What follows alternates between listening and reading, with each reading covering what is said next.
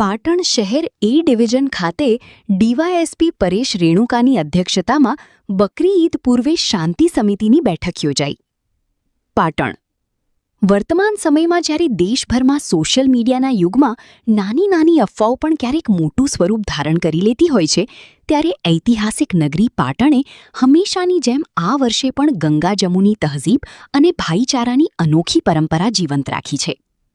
આગામી પવિત્ર તહેવાર બકરી ઈદ ઉલ અઝહાની ઉજવણી સમગ્ર શહેરમાં શાંતિ, સુમેળ અને પરસ્પર આદર સાથે થાય તે માટે પાટણ પ્રશાસન અને સ્થાનિક આગેવાનોએ અત્યારથી જ કમર કસી લીધી છે.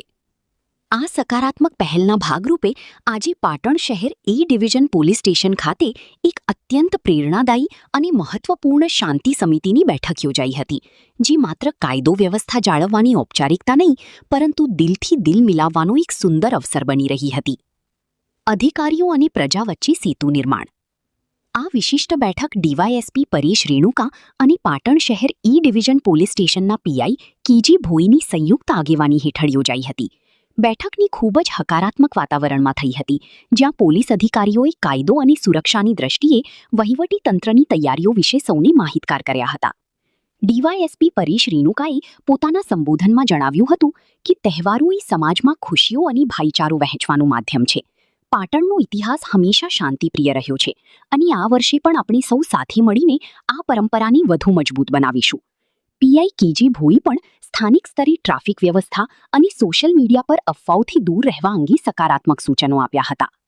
આ શાંતિ સમિતિની બેઠકમાં સમાજના દરેક વર્ગનું પ્રતિનિધિત્વ જોવા મળ્યું હતું.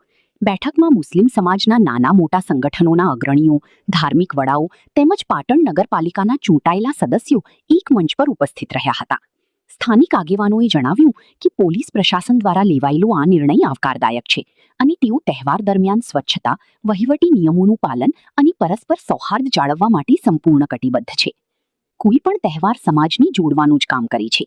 પાટણની આ સકારાત્મક બેઠક અન્ય શહેરો માટે પણ કોમી એકતા અને સુશાસનનું એક ઉત્તમ ઉદાહરણ પૂરું પાડે છે.